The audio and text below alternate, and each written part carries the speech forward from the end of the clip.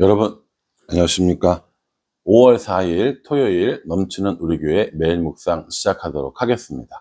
오늘 본문은 사도행전 2장 14절부터 36절까지 말씀입니다. 어제 본문에서 성령 강림이 있었고 또 그 성령 강림으로 인하여서 제자들이 그리고 모인 사람들이 방언을 했고 주위에 그것을 본 사람들이 세술에 취했다라고 조롱했다라는 걸 살펴봤습니다. 그래서 이제 그 성령 강림의 사건이 있은 후 베드로가 그 사람들에게 말씀을 전합니다. 설교를 하는 것이죠. 그 설교의 본문이 요엘서 말씀이고요. 그 설교의 그 내용들이 오늘 나와 있는 본문 말씀이라고 보시면 됩니다. 베드로가 사람들에게 이렇게 얘기합니다. 여러분, 지금은 제3시입니다. 로마식 표현인 거죠. 로마식 그 시간으로 3시면 우리나라로 치면 오전 9시가 되는 겁니다. 오전 9시인데 우리가 무슨 술에 취해 있겠습니까? 그런 거 아닙니다. 라고 이야기하면서 오늘날 요엘의 예언이 응하였음을 알려주고 있습니다. 요엘서에 나와 있는 예언이 뭐였습니까? 요엘서에 나와 있는 예언이 17절 말씀이거든요. 하나님이 말씀하시기를 말세에 내가 내 영을 모든 육체에 부어주리니 너희의 자녀들은 예언할 것이요 너희의 젊은이들은 환상을 보고 너희의 늙은이들은 꿈을 꾸리라. 이렇게 이야기합니다. 그 뒤에 이제 18절부터 21절까지 쭉 나오는 거죠.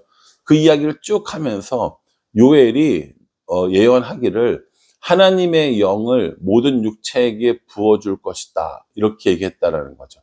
자녀들은 예언을 하고 젊은이들은 환상을 보고 너희 늙은이들은 꿈을 꾸리라 라고 이야기하면서 21절에 누구든지 주의 이름을 부르는 자는 구원을 받으리라 라고 했던 이 요엘의 예언이 오늘 우리에게 임하였기 때문에 응하였기 때문에 다시 말해서 이 구약 성경에 이미 예언되어져 있었던 이 요엘의 그 예언이 임하였기 때문에 우리가 성령의 강림을 받았고 또 성령이 충만해졌고 또 이렇게 방언을 하는 것이다 라고 이야기를 하는 것이죠.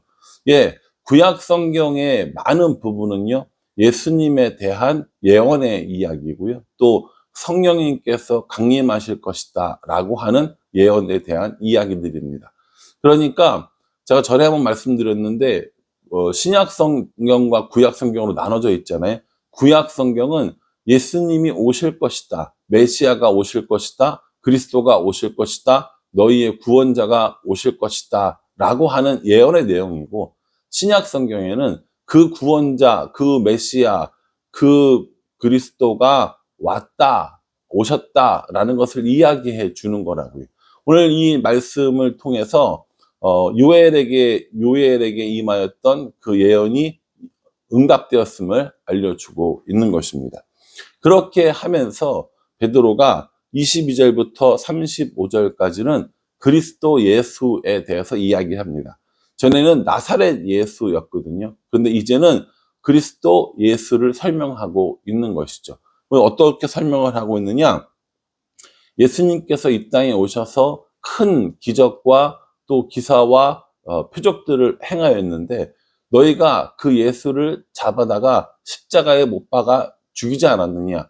그런데 하나님께서 그를 다시 살리셨다라고 이야기를 하는 것이죠.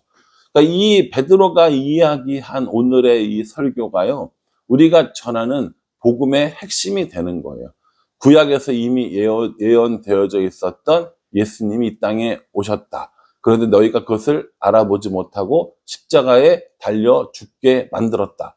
그런데 그 예수님께서 다시 살아나셔서 오늘날 주와 그리스도가 되셨다라고 하는 것, 이것이 오늘 우리에게 베드로가 설교하고 있는 내용이고 또 우리가 다른 사람들에게 복음을 전하는 복음의 내용이 되는 겁니다.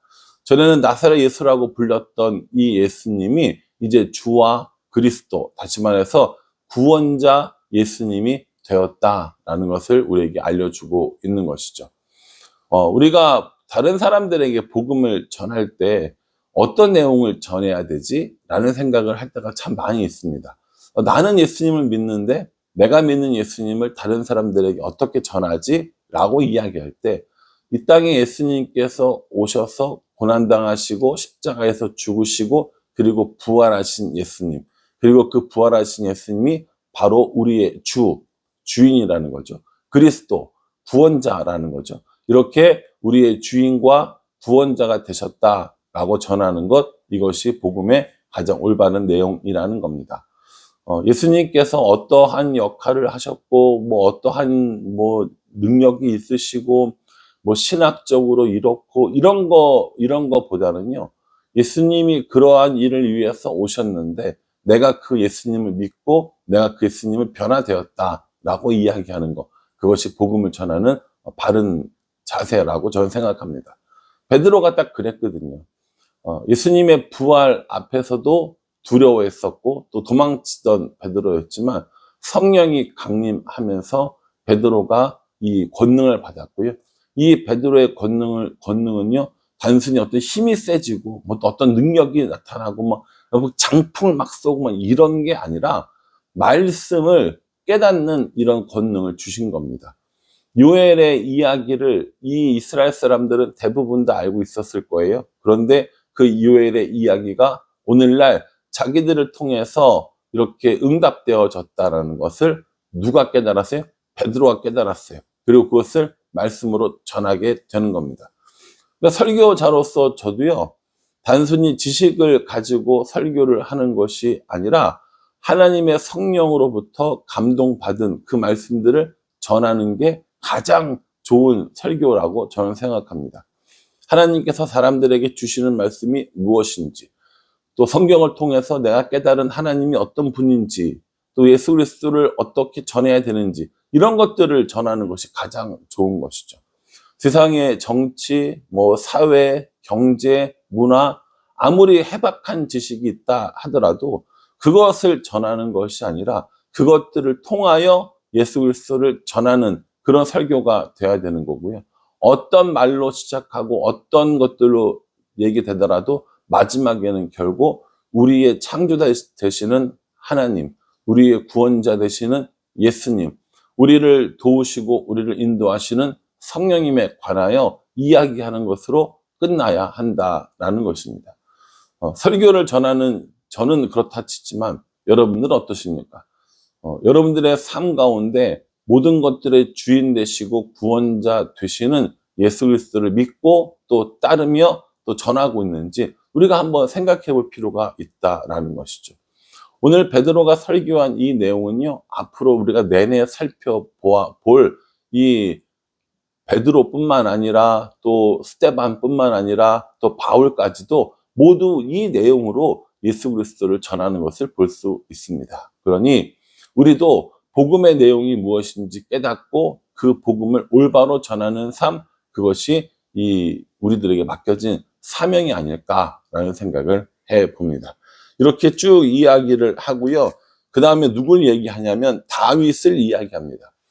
이스라엘 사람들이 가장 존경하는 또 가장 추앙하는 인물 중에 한 사람이 다윗인데, 다윗에 대해서 뭐라고 얘기하냐면 그는 선지자고 그의 무덤이 지금 오늘날 우리까지 있고, 그러니까 그 다윗은 실존하는 사람이다 라고 이야기하면서 다윗이 예수 그리스도에 대해서 이야기했던 내용들을 쭉 설명해 줍니다.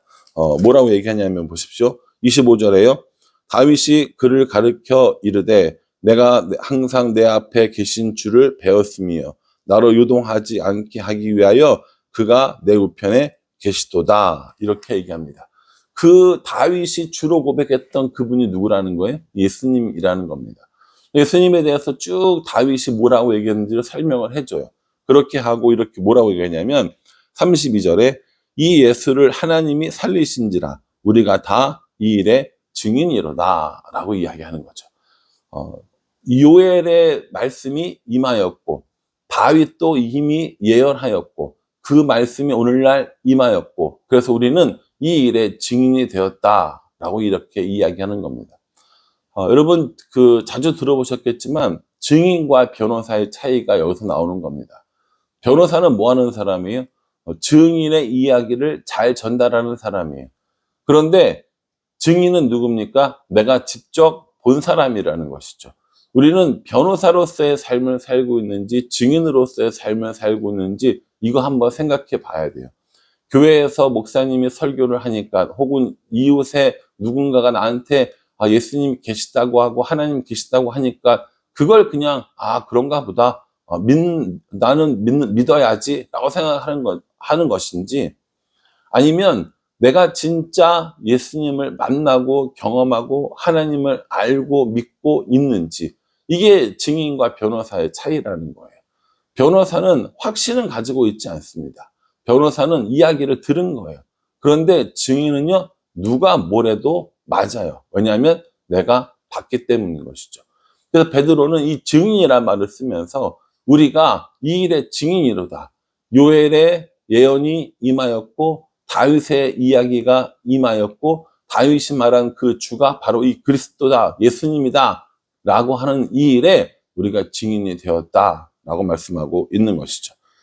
그렇게 이야기를 쭉 하고 36절에 뭐라고 얘기했냐면, 그런즉 이스라엘 온 집은 확실히 알지니 너희가 십자가에 못 박은 이 예수를 하나님이 주와 그리스도가 되게 하셨느니라 하니라, 이렇게 얘기합니다.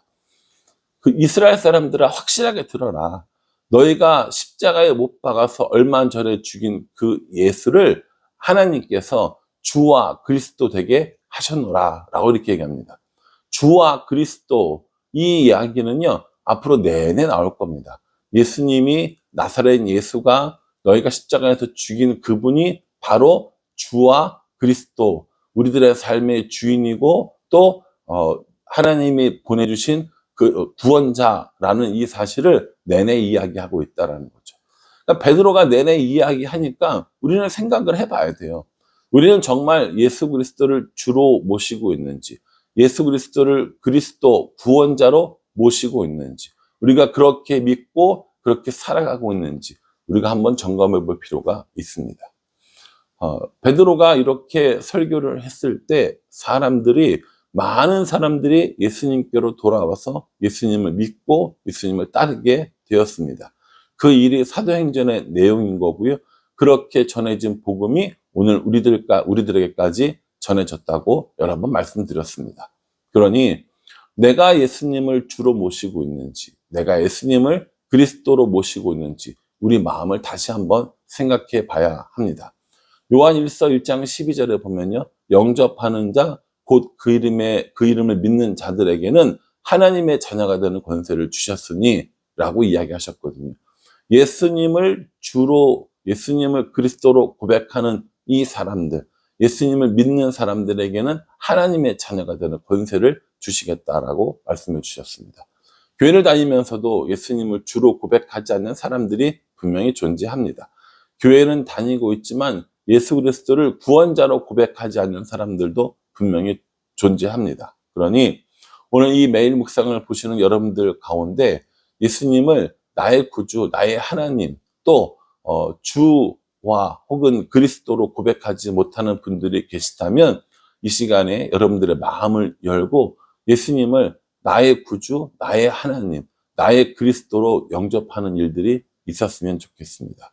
그렇게 할 때 진짜 예수님과 상관 있는, 예수님과 관계 있는 그런 삶을 살아가면서 하나님의 자녀로서의 이런 권세를 누리게 되는 겁니다. 바라기는 오늘 이 베드로의 설교를 꼼꼼히 묵상하면서 베드로가 이스라엘 사람들에게 한 설교가 아니라 베드로가 나에게 한 설교라고 여러분 생각하시고요. 나에게 전해진 복음이 어떤 것인지, 나는 그 복음에 어떻게 반응할 것인지 다시 한번 생각해보고 예수님을 믿고 영접하며 하나님의 자녀로 살아가는 우리 모두가 되기를 주님의 이름으로 축복합니다. 기도하겠습니다. 하나님, 베드로는 예수님을 주와 그리스도로 전파하는 증인이 되겠다, 증인이 되었다라고 말하고 있습니다. 우리도 그렇게 예수님을 주로 그리스도로 구원자로 고백하며 살아가는지 우리 자신들을 돌아보게 도와주시고 그 주와 그리스도 대신 예수 그리스도를 세상에 전하는 증인으로 살아갈 수 있도록 은혜를 베풀어 주시옵소서. 하나님의 자녀의 권세를 누리며 성령의 권능에 충만하여서 매일매일을 증인의 삶을 살아가는 우리가 될 수 있도록 축복하여 주시옵소서. 예수님의 이름으로 기도합니다. 아멘. 네, 여러분 오늘 이 말씀 꼼꼼히 묵상하시면서요, 베드로가 나에게 해준 이 말씀, 이 복음 꼭 기억하시기를 간절한 마음으로 기도하겠습니다. 감사합니다.